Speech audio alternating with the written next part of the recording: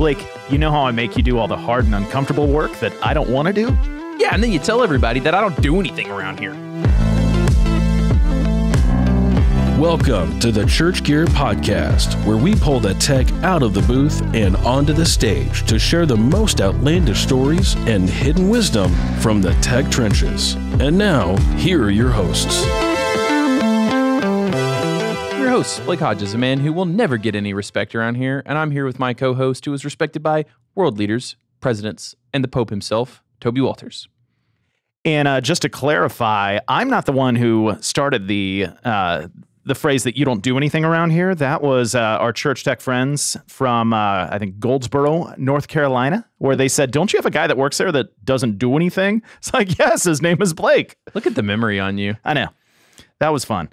Speaking of the memory on me and visiting presidents and great world leaders, I got to visit some of our great tech world leaders, like how I made that segue. Yeah, I did not expect you to be able to solve that one. You love a good segue. I do. And let's segue to Southern California when I was there in July visiting family. I also you visit family for 2 weeks, and Blake, I know you understand this principle. Like, you got to have some stuff to break up the family time.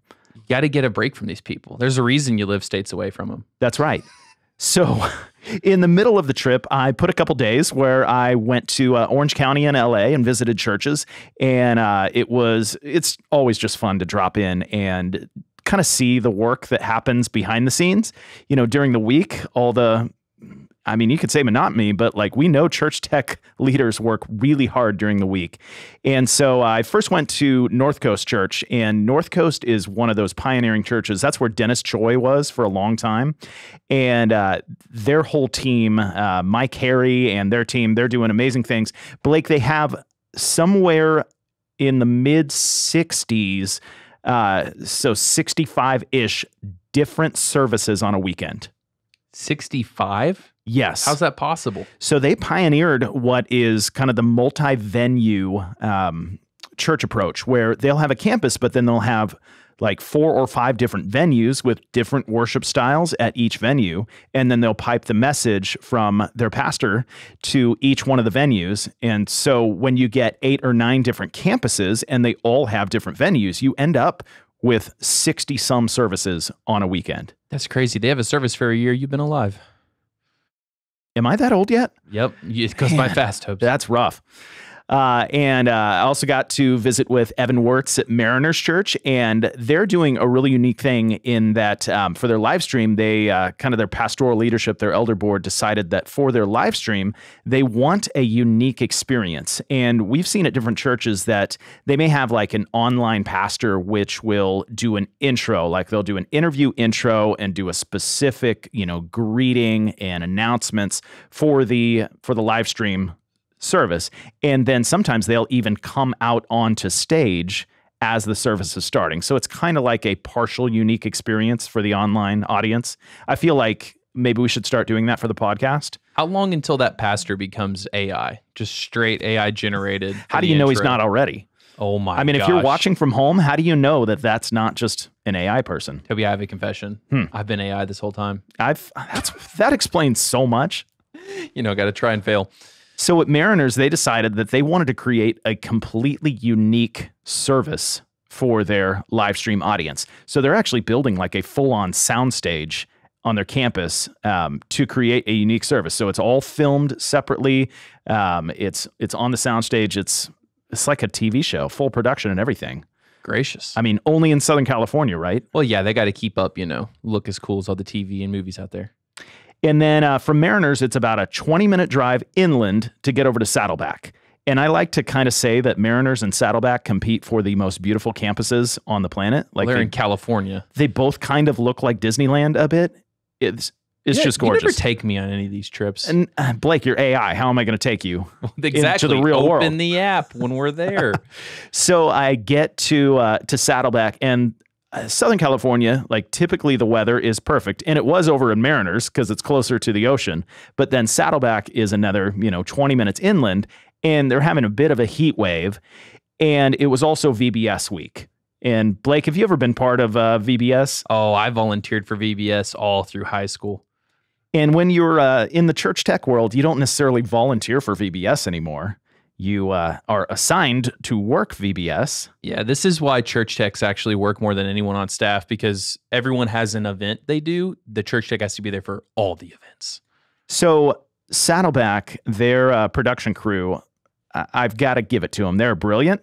They have built a junior associate production crew, and they assigned all the junior associates to run VBS. Please tell me the junior associates are in the VBS. They're like 4th grade. No, they're all like 18, 19, 20 years old. And so I was sitting in like the air-conditioned offices with the production crew, and then just one at a time, all the like junior tech associates would come in and just dry off and like get some Gatorade and take 20 minutes off. And it was just so funny to just see them one at a time cycle through. And, you know, we'd razz them a little bit and be like, get out there. We don't care that it's hot. Well, you know what VBS stands for in California, right? Very brutal sauna. It wasn't that humid. It was just really hot. And they said, like, Blake, when you go to church, I know you don't understand, DB rating, but at Fellowship Church, the mix is probably like 90 to 91 dB is what you're listening to. They said the kids alone were over 100 dB. Yeah, that's insane. And that would break my ears. But speaking as someone who would never break my ears, a sound man, semi-retired from the road, a church consultant, entrepreneur, what can this man not do? Tone Stevens, welcome to the Church Gear Podcast. What's up, fellas? Tone, have you ever been so lucky as to run audio or be part of the production crew for VBS? I have. I actually love VBS. Our church, honestly, I'm at Worship Center in Lancaster, Pennsylvania, and our church kind of just got to the point where we were doing like the super, super cool VBS. But I mean, I've done everything from taking a pair of speakers on sticks outside so that there's some music playing and the kids can jump on the bouncy house to full-blown production in the auditorium in the past couple of years. That kind of reminds me of like when we celebrate your birthday here, Blake. It's just like bouncy houses. And well, you were saying right before we hit record that you'd found that there's a company in Nashville that does Taylor Swift birthday parties, and I'm offended that you haven't thrown me one yet. That's coming up this year. Please. You a Tay-Tay fan? Oh, I mean, of course. Like, she's the queen. Okay, and I just heard this yesterday. This is a little off subject, but somebody shared this in the church tech community that Taylor gave bonuses to every one of her production crew. Do you want to know? You want to guess what the bonus was? Wasn't it like $100K? $100,000. That's it. I wonder how far that went down the line. Like everyone? Yeah. So no, it was the truck drivers. That bonus went to the truck drivers because they refused to reroute the tour. Not the drivers, but the tour refused to reroute. I need to be a truck driver now. Hang on. What do you mean, like, the refuse to reroute?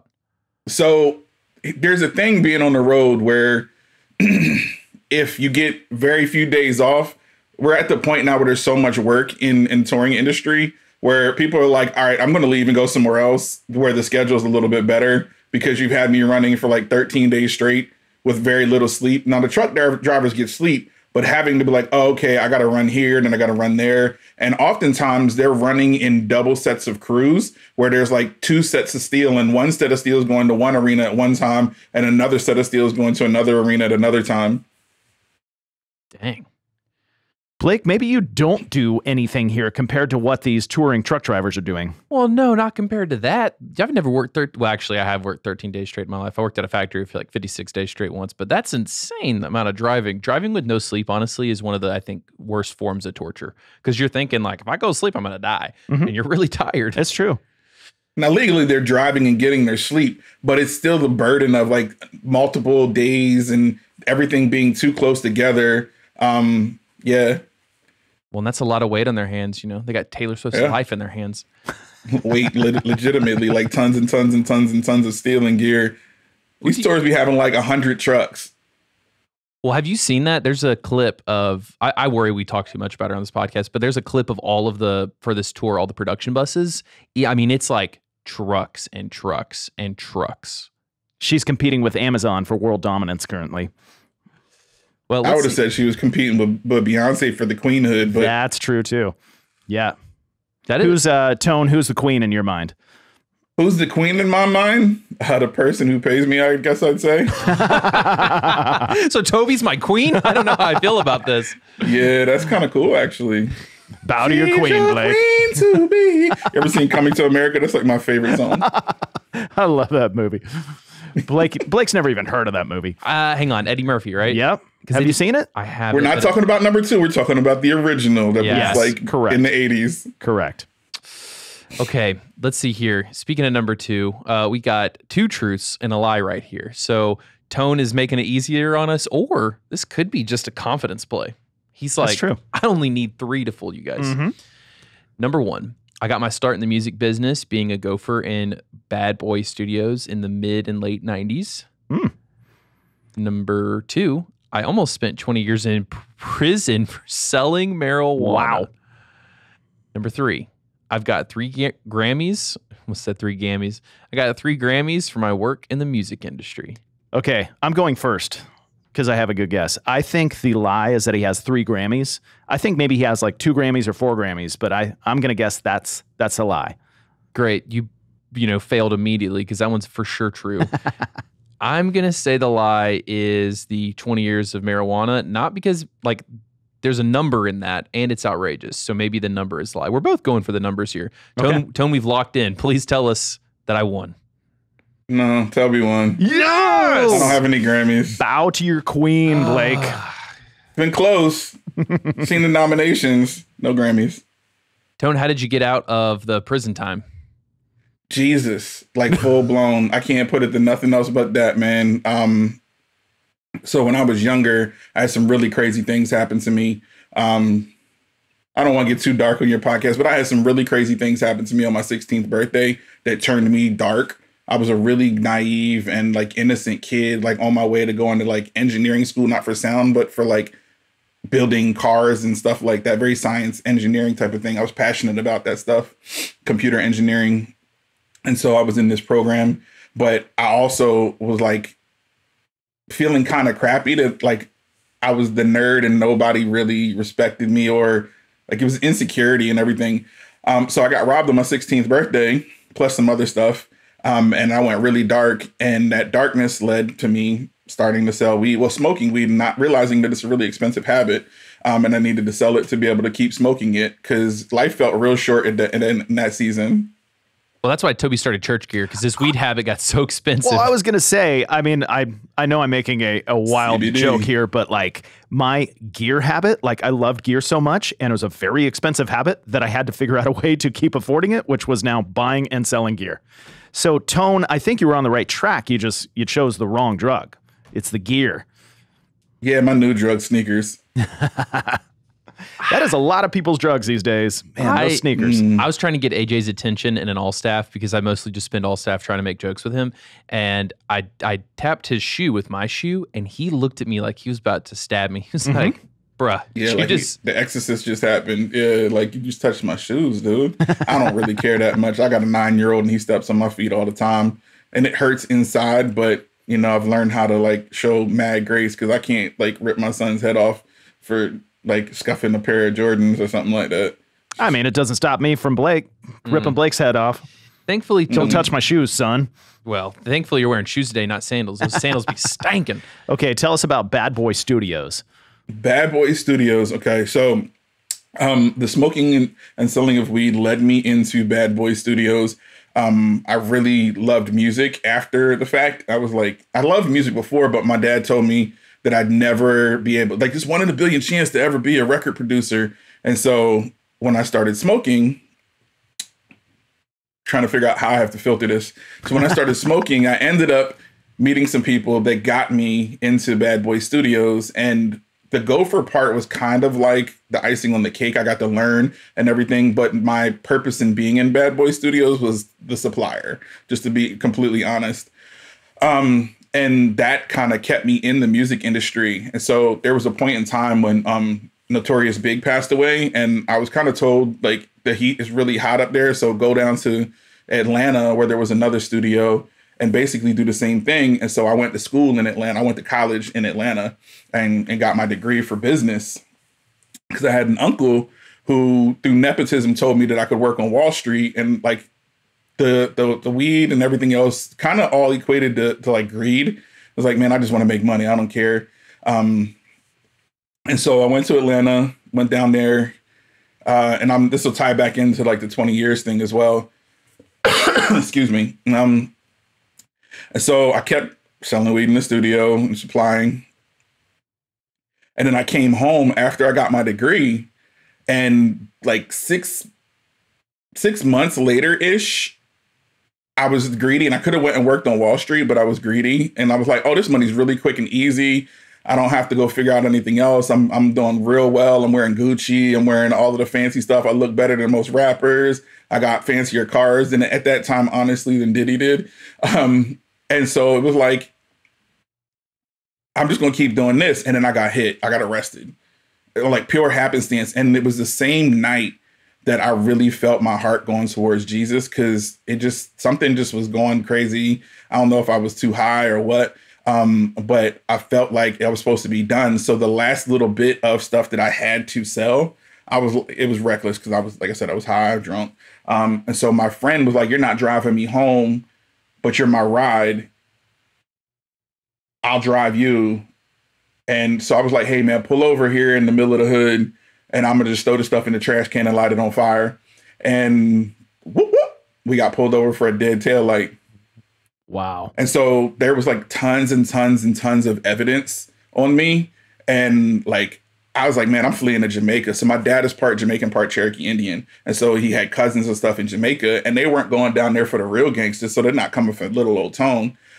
But like the feds were like pushing at me and saying like, excuse me, we got you here, here, here, here, here. But they were trying to get me to snitch. And I was like, nah, I'm not going to do that. So I just fled. And so then, I don't know, like 5 or 6 months went by. And like a lot of people, I was in the paper as a kingpin. It was stupid. I'm like, I'm not a real kingpin. But you're trying to give me all of these years to scare me. And so my sister calls me while I'm down in Jamaica, and she was like, yo, you need to come home. Your lawyer has something to tell you. And so I get in touch with the lawyer, and the lawyer is like, the feds lost all the evidence. What? And then I called my aunt, and my aunt was like, we were praying for you. And I was like, Jesus is real. And so that was like instance number one for me understanding that Jesus was real. I came home, I did like 14 or 16 months of going to court, and ended up only doing 9 months in jail. Came home, and the only place that I had to turn to was the church. And so the pastor who walked through that whole process with me, he gave me a job at the church, and I basically got to go to like Lightweight Heart University, the first phase of it all, I would say. My second phase was the church that I was on staff at from 2014 to 2020. But yeah, that's the story. That's amazing. Tone, that's incredible. So then you kind of got into music in that season because you were selling or using the studio as like a base. Is that kind of like what started getting your love into music? And I watched it, man. I always loved the vibe of music. And it kind of spans into like how I like suffer through not being able to tour, because I loved touring, but my family's more important to me. And so now I actually go and like shadow people, I guess you would say, or hang out with people, and do the little side of the tour hang and get there and see what they're doing, the setting up and everything. And then I get the music part, I get to hang, I don't have to get on the bus, and I get to come home every night or fly home, depending on where I go. Because I'll fly somewhere if the music's cool enough, or if it's like, hey man, this is probably the best show that you should come to this one. All right, I'm here. I'll be in Oklahoma, just to get that hang in and get that fixed. Because it's like, the touring thing's an addiction. So it seems like you kind of have a very unique opportunity to get that fix as you're connected to Rock Lititz. Can you tell us a little bit about Rock Lititz, what that is and what happens there? So Rock Lititz, L-I-T, is like little tits, but Lititz. Rock Lititz is a touring community campus that was started by Claire Brothers and Tate Towers. And so they joint own the property. I believe I'm saying that right, and I don't think I would get in trouble for saying it wrong. But both of their campuses are in Lititz, and they built this massive structure. And so phase one was building a studio for people to come rehearse in. You can fit if you look down on the website, you can see all of the crazy details, how much power they can facilitate, what the size is. Like you can put 2 747s with the wings off and the wings in the building type of thing. And so they built a second studio recently Before they did that, they built like a shopping mall, so to speak, for everything that you need. You need pyro, you need video, you need CM motors, you need to go build your show file at Yamaha or Digico. Digico and Yamaha both have suites on campus. So they built this space and they opened it up to the community because they really wanted to be about the community. And so I'm part of a guitar store called Tone Tailors, and we were invited to come onto the campus. And so there's like a bike shop, a doctor, because you're on tour. Everybody needs a doctor. There's a gym that's got like a Ninja Warrior course in it and a rock wall and all this stuff. It's phenomenal. You guys should come check it out. Yep. It's actually boring after like the first hour, but there's a vibe and an energy that comes along with it. It almost be like seeing Disney being built.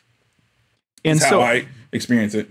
And I've heard that it's a little bit like out in the middle of nowhere, a little bit rural. And so these major A-level artists will come in and do tour prep, and like they're just not bothered. There's not a bunch of paparazzi. There's not a bunch of crowds trying to see what's happening.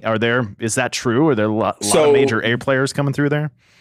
We live in what's called a bubble. Like if you know and you're working with the client that's on campus, you're like NDA to not actually say who's on campus. And then you have to like have a little bit of permission, and Rock Lititz needs to know that there's been permission for you to actually say that they've been on campus unless they post you.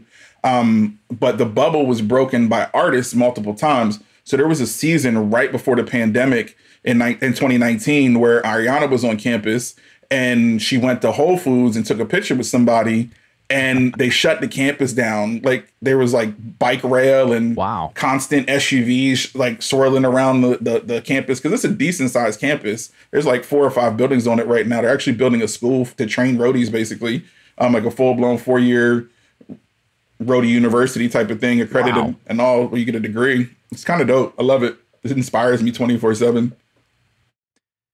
Okay, so Blake, do you ever like break protocol and take pictures at Whole Foods, and then all of a sudden like all the fans come in and we have to shut everything down? Real talk, my brother-in-law was working at Whole Foods, and he met Taylor Swift, got a signature from her, and then my mother-in-law lost it, and I'm still pissed about that. Yeah, they are dead to you now. They were before, but you're dead to me. So Tone, it sounds like there's a really interesting, unique community building there. And we know that just from knowing who you are and kind of your heart, that you have a real heart for the community in the church production space. What ways in the church world are you seeing the community come together? Is it, conferences? Is it cohorts? Like what ways are you seeing right now that are really succeeding and where the church tech community is coming together? So it was really cool. We kind of had a chance to talk at Philo this year, you and I. And like, yeah, definitely the conferences, I think, captures like right now or something like that. There's lots of opportunities like that. And I used to travel around to these and post them on social media. And honestly, I don't know if conviction is the right word, but people like in my local area who didn't have the resources that I had available would get on my case about like, you go here. Why aren't we doing anything like this here? And I'm like, okay, I'll try to build a conference for you. And it's like the Field of Dreams. Sometimes you build it and nobody comes. And so I've shifted kind of for me personally here to making people put their money where their mouth is and like launching out community. And I've like partnered with a couple of people that I really trust and I really respect to keep it accountable and not be like, because sometimes people will see like if you have a sales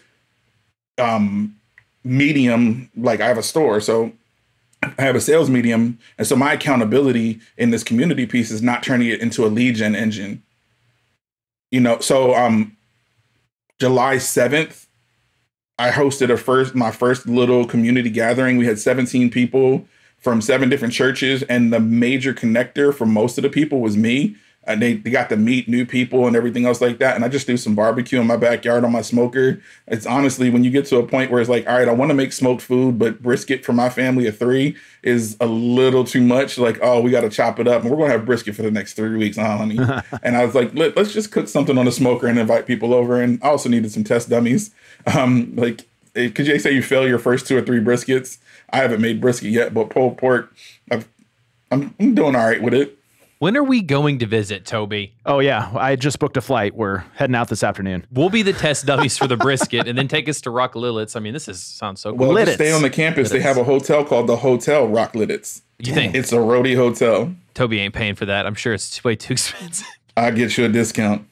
I love seeing just these, random little communities pop up around the country as I get to visit churches in different areas. I know a lot of people aren't doing it, but there are some like you, Tone, that are putting together, local groups, gatherings, meetups where they get together with the other church tech leaders in their area, and it's cool to see that just organically happening in different locations around the country. I know we need more of that. Yeah, and so I'm like hugely passionate about it. So I had to really pray about it because I was going to go 100% resources just here. And recently, a couple of people reached out to me just out of pure serendipity and were like, "Hey, would you be willing to partner with us in a little bit, not on a financial level, but like a time energy level?" And so 80% of my resources are here in Lancaster, Lititz, the central Pennsylvania area, which is York, Lancaster, and Harrisburg. And then the other 20 is kind of divided between thought leaders and this other group that's starting up called Church Creative Network. And so there's the thought leaders is more like an online mentorship, small group type of thing. And then the Church Creative Network, why I kind of like it is like, if you want to get a piece of information out on social media, you got to basically pay for an ad. And I'm just not getting ready to feed these people's pockets. And so you go to a separate thing, pull audience in, and then you put information out and it actually can reach more people. Your click to open rate is way higher in these smaller pockets where it's like off of normal social media platforms. Pretty innovative. So what's like missing right now that you'd like to see for that community? What's the elements? Is it more in-person stuff, more digital stuff, more Zoom hangs? So what I think is missing, honestly, is the pastoral care portion of it all. A lot of us who work in church or work on the road, we don't have that person that's caring for us. We're either too introverted to like tell people like what we need, or we're too head down, busy with the workload to have the margin to say, "Hey, I need something. I need some kind of support." And it's really hard to, honestly, to tell somebody I need something. And like a lot of our teams aren't built with like layers and layers and layers of relational capital built into them. It's like, how much do you actually get to talk to your senior leadership? And I see it changing more now, but I think there needs to be, in this whole community mindset, more people that are willing to pour into the people that are beneath them, especially if you have leadership that's pouring into you, pour into other people in your region or online or wherever, and just be there and say, "Hey, I'm willing to serve and I'm willing to love on my people," basically. Yeah, that's awesome. I'm trying to remember who said it here on the podcast. They said at some point you should always be pouring into someone and someone should be pouring into you. Yeah. That's the mentor-protege relationship. Absolutely. I keep waiting for Toby to pour into me, but he's got his bucket's empty. You have a giant hole in the bottom of your bucket, and everything I pour into, it just flows back out. The only thing that can fill it is Taylor Swift. The Tay-Tay. Yeah, I need to speak to you only in Taylor Swift lyrics. Well, that's the way to your heart. You're speaking now, so That would be neat. I think I might have to do that for a little while and just message Blake and like Taylor Swift thoughts and mementos. Mm-hmm. There's quite a library to choose from, so you could probably do it. Tone, I know we've talked about this already, but what encouragement would you specifically give to the church tech community that, they have their head down just week in and week out trying to make Sunday happen? Is community just, something you should try and make time for, or is it really something that they need to make a priority? I think community is a priority, but the first to actually making community a priority is making margin a priority. If you don't have time to do it, and most people are like, where am I going to find the time to do it? The other crazy thing is like that there's a lot of big churches, and we see the big churches, the megas that are in like the 1% of what church really is. But then we have these 500 and under, 200 and under sized churches, and they're ran all by volunteers, and they might just have a pastor on staff, and that volunteer has a full-time job, and then they're going in and like doing everything possible they can until they're like just left empty in the church, and not empty in a bad way, but like I've just given it all. Like I'm searching for that well done kind of empty. And so those people don't have time to figure out how to make connections. But I think it's really important, especially for the person who's like a tech on staff, is like put blockouts in your calendar. I'm trying to think of who I heard it. I think it was Greg Bacchus at a WFX Tech Leaders Roundtable a long time ago. Was like, man, I block out intentionally date parts in my calendar and moments in time in my calendar. Like if I have a meeting I'm putting margin after that meeting and not doing meetings back to back unless it's absolutely necessary, because you don't have time to decompress and actually put like their thoughts down from what it is. Like, oh, what was I supposed to follow up on? I hope somebody took notes. So yeah, margin first, then community second. Yeah, that's great. Jesus first, margin second, community third. We always have to correct that caveat. Jesus first. Yep. So then it sounds like it's definitely a big deal, community, and we've had various people come on here and say that, like Justin Firesheets would always try to find someone who knew more than him, and he'd talk to all the people who spoke at conferences, and like learning as a form of networking was kind of fascinating. But you're playing this out in real life. We've heard a lot about like the Thought Leader Connect groups from our buddy Dave here. And we know y'all are leading one right now. So tell us, what are those? Why might people want to join one? I'm honestly in this space of like just learning what they really are. I saw it a long time ago and got invited in. I tried to go in and be a part of Greg Bacchus's group. And I mean, just busyness, just always being in the middle of doing something, had to find margin for myself. And this year I had some circumstances come up that I was like, man, I just need to be somewhere where like I can just like not monopolize the time, but have a space where I can go where people understood and I could lay it all out and everything. So I signed up for a group, and I was like, I'll sign up for Dave's group because I know Dave and he and I talk a lot. And then next thing you know, I get a DM saying, hey, can you co-host a group? And I was like, I really want to say no because of what I'm dealing with in life right now. I want to say no, but there's these small whispers that if you don't follow them, you might actually be on the course of not being obedient to what God has for you and purpose for your life. And yes, while I'm an entrepreneur, ministry, I feel like God has provided the resource for me to do that thing. Like you say, what if I didn't have to worry about my financial responsibilities, what would I do? And I asked that question for about a year and a half. And I feel like even the serendipity of this call, I feel like this is what I'm supposed to be doing. And I don't have to I love the beauty of not having to have my hand out for a check to actually do the kingdom business and the call. Yeah. So Thought Leader Connect groups are run by Chave. And do they cost anything to be a part of? Or are they free for the community?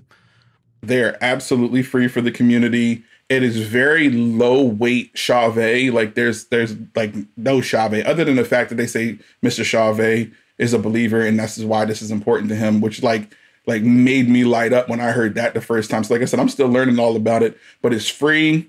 It's honestly an extremely safe space. Like there's a lot of stuff that I share on social media, but some things that are close to the hip, I feel like I can go in there and have my little small group and know that these people are praying for me. And that I'm praying for them. It's that closeness is really special. That's awesome. Well, and David told me in person that you kind of feel, and if this is too personal, we can cut it, but he told me you feel like you might be, now that you're not working full time at a church, you might almost be doing more ministry than you even felt like you got to do at the church. So it sounds like this is part of that, and didn't know if you might want to elaborate on that a little bit. Yeah. So while I was on staff at the church, like my responsibility was to lead an audio team and to develop people. And so you're busy training and developing people, and you don't really have the time. And so community, like the community, the when people poke the bear, so to speak, of me not doing community, it was like, oh, you're traveling to MXU, you're traveling here, you're going to Philo, but you don't do anything here, And I was like, okay. And so I really wanted to do the community piece in like 2018 and was on the mission to actually making it happen locally here, and just circumstances that came up that I was like, man, this is not the right season for me. Excuse me. And then 2020, tried again and had actually submitted my resignation to my church. Excuse me. After going to NAM, I had a lot of doors open at NAM with people and manufacturers. And I was like, okay, I'm going to go ahead and go for it again. And the entrepreneurial side of things had gotten to the point where it would sustain me not being on staff at a church. And so we went for it again, and then boom, the pandemic happened. So February 21st and 22nd, we went to Rock Lititz and worked with Claire and everything. And we hosted an event primarily for roadies. And so here's the uniqueness to what I kind of feel is having this being on like the balance of both sides of the fence. is on the roadie side of it all, I know what they need. You know, there's been multiple days where you'll wake up and go down for your bus call and somebody's not there and your heart sinks, like, are they still here with us? They might have OD'd or whatever may be the case. And that sucks. It's real life, dude. Like, I mean, there's so many people that just in the mix of it all, they think the addiction is the thing that keeps them going, like how we use coffee to keep us moving.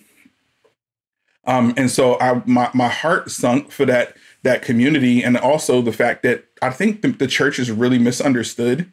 Like, the church as a building and as the politics of it all can make what the real mission of the church and what Jesus is really doing in people's lives get misunderstood, you know, because like hurt people, you know what I mean? And so if I can put a group of people in a room that's half church, half roadie, but do it for the roadies, maybe you get to meet somebody in the room who can talk to you about Jesus and be your friend, and you not have to directly go into church to be then discipled through the church platform. That's the end goal, is to do that and to be in that kind of community and fellowship.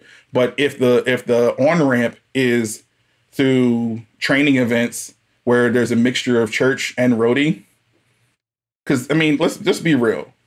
Most church tech people say bad words all the time. What? And partake a little bit here or there with the things that are legal to partake in, you know, if that's the best way to filter it. And so we kind of fit the model, especially if you're at a mega church, we kind of fit the model of being a roadie minus the road. So like, why not pull those people together in the same space and let the people who are on their place in the journey, you know, like,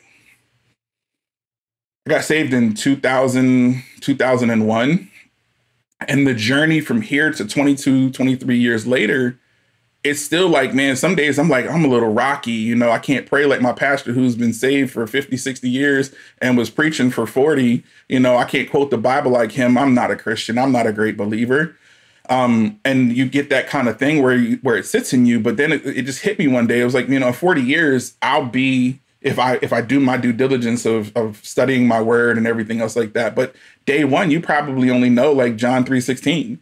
Yeah. If you can remember that after 3 weeks of hearing it repeated over and over in church. And so that's just like this place of like, how do I on-ramp people, especially during a pandemic where people are like, man, reach out to a roadie that you know and see if they can come. You can get some great training because they're not on the road. You can learn right now. And that was a big thing. And so it kind of like, it all kind of tied together. So I shifted to that during the pandemic, honestly, was helping other roadies get into churches where they could have some income coming in and also pour in. And I've seen a lot of great results from it. So we know that there's a lot of overlap between church tech leaders and touring techs, and oftentimes they're both, or depending on the season, they're out on the road. But just speak to the church tech that right now may be thinking like, maybe I should hit the road, maybe I should go out and go on tour, maybe make some more money, see the world. What are the pros and cons of being out on that tour versus serving in a church ministry? I understand the necessity for the resources, the financial resources and everything else like that. But please don't ever think that the road is easier. It's more fun. It's more glamorous. Oftentimes the undervaluing and the underappreciation type of feeling is even greater. The politics on the road, like you can have a brand new tour manager and you've been with an artist for 20 years and get a brand new tour manager that comes up, don't know you, and doesn't understand the relationship that you have with an artist and constantly tell you how to fix your mix, just like your pastor. So I hear it a lot, like, hey, if my pastor comes up to me and says, can you turn the acoustic guitar down? What should I do? You turn it down because they're the client, they're the artist. And at the end of the day, sometimes we're I don't know how to put it without making it sound stupid, but we're not fader riders, but our job is to do what the client tells us to do and get the check. It's a job. There's art to it, and there's times where we get to actually put our art to it and see our stamp. But building your brand on the road is not the job. You're building the artist brand. You're a cog in the wheel, and it sounds crazy to say that, but when you're in church, you're not. You're part of. You're the thumb. You know how they say the body is made up of many parts. You're the thumb. You're the ear. You're the eyes. You're the foot. You're the heart. You're this. All of it comes together and works. And so the difference between being on the road is it's a real legit job. When you're at church, you're getting paid to do something that can change the world. And we've heard from a couple different guests before that, they've left their church job and thinking the grass is greener on the other side, and then get out to, production or just a normal job out in the world. And then they suddenly realized, oh man, I didn't know how good I had it at the church. And that's certainly not everyone's situation, but yeah, sometimes we don't know how good we have it, and God's called us to this ministry, and so it's good for the church tech community to kind of understand, the pros and cons of being where you are versus being out on the road. And like you said, it's grueling out there. It can be very, very hard. Yeah, the church job is easy, man. You get a consistent paycheck. It might not always be happy, but you get a consistent paycheck, man. When a tour ends, you're sitting there wondering where you're going next. And like there's a ton of work right now, but pre-pandemic, you'd be like, man, I'm finishing up this tour and my artist doesn't go back on tour until they get their next album done. You might have a year, 18 months, 2 years. And if the artist is like if their current record's doing really, really well, they might not do another album until they feel like they need money. Wow. I guess that is kind of the difference being a cog in the machine or being, as you say, a piece of the body of Christ. That's, yeah, the paycheck and the the life is sustainable rather than sporadic. Interesting. It's always good to get the other side of things, Toby. Mm-hmm. While you've been out on the road, I'm sure something has gone wrong. We love a good disaster here at Church Gear. Quite honestly, it's probably me and Toby's, I think, favorite part of this whole podcast, maybe. Except when I win on the Truths and a Lie. That's my favorite, Blake, and so it happens all the time. Yeah. You're always a winner in my book, right. Both of you. So disaster story, most recent disaster story, I think a lot of people deal with. So I won't use manufacturer names, but I'll tell the story, and I think it'll kind of underline people like, I know exactly what you're talking about. And so there's a software that we use that helps us add texture and everything to the soundboards that we use. And so we had a massive debacle with getting the software to talk to the hardware, to the soundboard. And it was legitimately like a week of back and forth between the two manufacturers trying to figure out what was going on. Oh, this is on you. This is on you. There's log files saying it's not on me. There's log files saying this on you. Oh, let's change the cables. You changed all the cables. And then the same thing after you kind of get it working, because it was like not passing audio whatsoever. And then once you kind of get it working, you're like having that oh crap button macro built in, where it's like, I gotta kill this because it just died mid-show for some reason whatsoever. And so that's probably the most recent disaster story. And it's weird because when I was in church and the same gear I used week in and week out, I never had an issue with it dying on me. And I know tons of people that it doesn't. My friend who I was with that had this major issue was like, it's me. And so like, it's crazy because he came to my house and I have one, like I literally have, that was like, I kind of let it out the cat out the bag, but I have one set up behind me and he touched it and it didn't work. And I was like, you just touched the screen. What happened? It was working 5 minutes before you showed up. What's going on? You need to pray and repent of your technology demon that's in your fingertip right now. Seriously. But yeah, that's my disaster story. Yeah, it's so interesting as production people, like you have more tools that you use to do your job than almost any other job in ministry. Like the youth pastor, like he's got a bucket of, frisbees and balls and all sorts of stuff. But like, man, the complexity of what the production director uses to make Sundays happen. Gosh, Blake, I rue the day when you touch gear around here and it just breaks. Listen, I've only got 4 more years in high school. Now my kids are in high school ministry. Once that's over, I might, jump on the tech team at church. So, I'm so scared for your kids are in high school ministry? No. I call them my kids. They are my kids, but like not my biological. I was like, dude, you can't have kids. You're like, you ain't got not a nair gray hair in your head. Like me and Toby got kids that's in college, but if you'd have been like, no, I'm 40, dude, I'd have been like, what? Yeah.